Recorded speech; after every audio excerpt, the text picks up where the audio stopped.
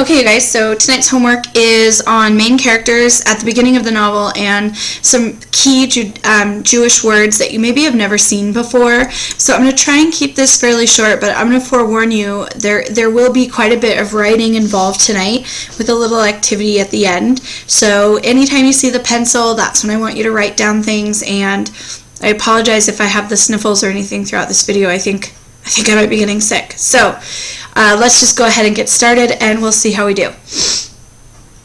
Okay, so we're going to start with a list of characters that are predominantly Ellie's family. So Ellie is our main character. He is a lead male narrator of the novel. He's 15-16 when he enters the camps. Como is Ellie's father, and what I want you to realize, as I said in the last video, as we begin reading this novel, I really want you to pay attention to the relationship between Ellie and his father. And you come to find out and realize that he is a really respected member of their village and beyond.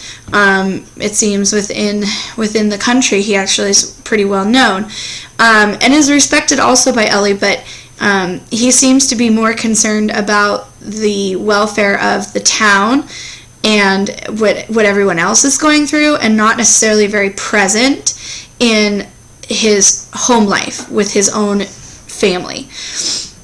You also are introduced to Ellie's three sisters. Hilda is the oldest. Bea is how I would pronounce that, is her middle sister, and Zipporah is his youngest sister. And if you read the piece at the beginning of the novel, he does dedicate night to, I believe, to his parents and his youngest sister, because we know that they don't survive.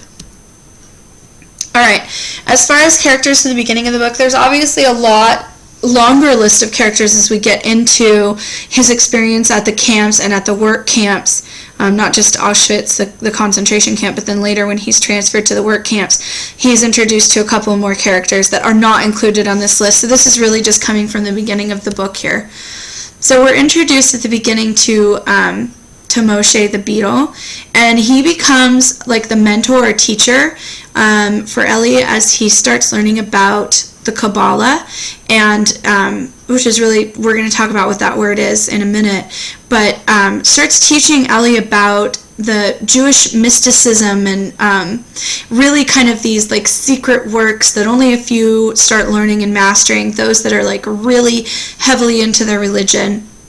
And by the way, the word beetle actually means someone that works within the church or the synagogue and kind of has smaller duties and keeps order during sessions, church sessions.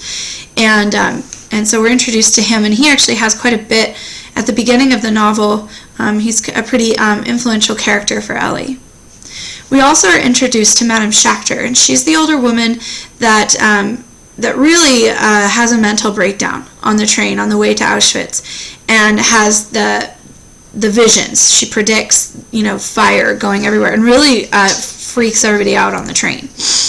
And then we also are introduced to Dr. Mengel, which we've talked about before, and he is that infamous doctor that presides over the selection of everybody that arrives at Auschwitz, those that are sturdy enough and healthy enough to work, those that he wants to do the experiments on, and then also those that are sent straight to the gas chambers.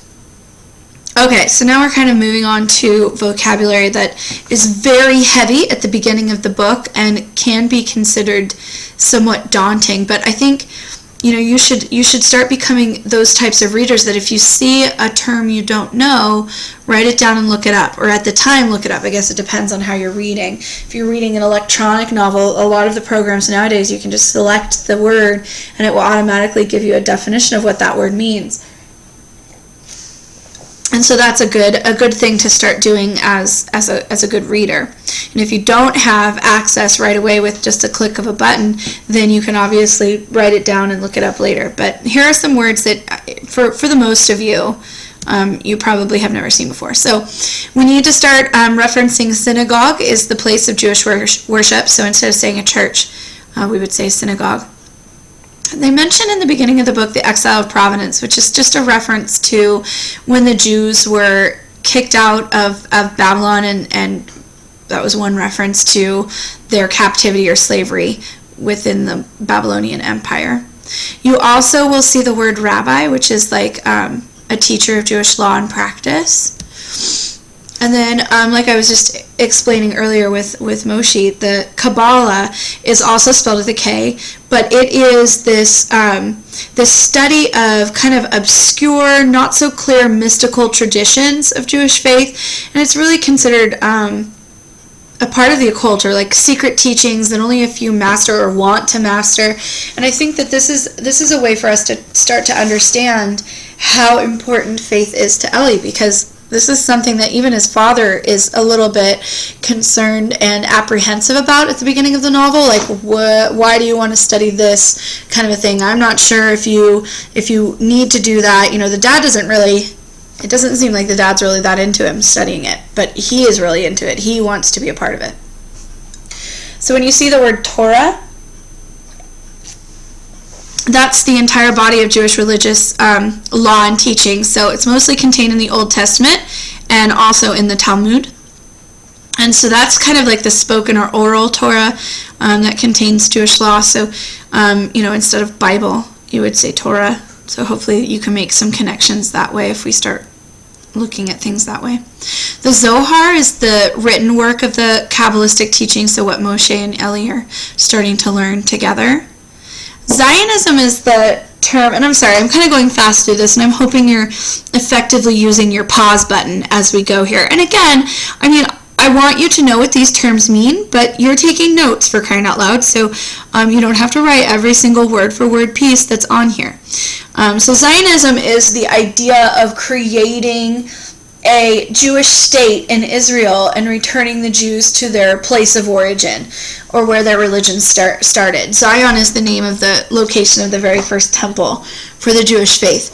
So after what happened during World War II, this political movement actually happened because we did see the creation of Israel and a place for the Jewish people to settle. And unfortunately, that's led to other, past World War II, that's led to other infighting because of the creation of that state between the Jews and the Palestinians, which you could look up if you wanted more information on. I'm not going to necessarily get into it now. Passover is referred to at the beginning of the book, and that's a Jewish holiday that celebrates the liberation of Jews from slavery in Egypt. So remember how when we were taking notes at the beginning, we were talking about anti-Semitism, which hopefully you remember what that word means. That was one of our vocab words. We talked about how this idea of poorly treating the Jewish people is not a new concept. Throughout their history, they've been victims of certain things. And so Passover is a celebration of one of their liberations from slavery. Pentecost is also a Jewish holiday, and this is talked about in the first 5 books of the Old Testament, and about how God gave Moses the Torah, and all that kind of stuff. So just making sure that we know how to say these words and what these words mean. And then the Kaddish is something that's referred to as we start moving into the camps with Eli and his dad, and the fact that they're mourning over their dead. So it's a prayer of mourning that they say for their dead. Okay, so now we're going to move on from all these definition words and things, and we're going to do just a quick little activity, and I'm calling it What Would You Carry? So in class, I showed you my suitcase that maybe you've seen at the top of the cabinets and thought, what is that wackadoodle suitcase sitting up there, and why does she have it? Well, this is the sole reason why I have it, is just to do this activity. I really want you to kind of get into your mindset what it is that they would physically be able to carry. It's not like they had a backpack that they swung over their backs and could stuff a ton of stuff into. So this activity, here's what you're going to do. So as we've talked about previously with people being rounded up and sent to the ghettos or rounded up and sent to the camps, they were told by the Nazis, not just Eli and his family, but many Jewish people as they were relocated, were told that they could really only take their most precious possessions and what they could carry into the ghetto, and then later, as they were evacuated from the ghettos and sent to the camps on the cattle cars, they again were told they could only take what they can carry. And of course we know once they arrived at the camps, all of that stuff was taken away from them anyways, but what would you carry? That's kind of the idea of this activity. So if you were in a similar situation and were told you could only bring those items you could carry, what would you take? I want you to make a list of what you would bring with you, but remember they have to be things you can carry. You have very little space in the ghetto and very little privacy. So I'm going to ask that you at least do 6 items. You can add more, but you need to, again, keep in mind that suitcase I showed you today in class and what would really fit in there. So create a list of those items you would take, and I'm going to ask you a few questions, I think, on your digital whisk, as well as tomorrow in class what this ends up looking like for you, because everybody's going to be different, obviously. So pause the video now and go through and make this list for me. Alright, so we're finished. It's a little bit longer activity, but you know, like normal, I try to keep it under 15 minutes at least. So you're finished. Don't forget to answer the questions. They look a little bit different this time, so I'm asking you some different questions. And just like yesterday, the whisk looks a little different. So please make sure that you fill that part out and submit it, and we will talk about all of this in class tomorrow. Thanks, guys.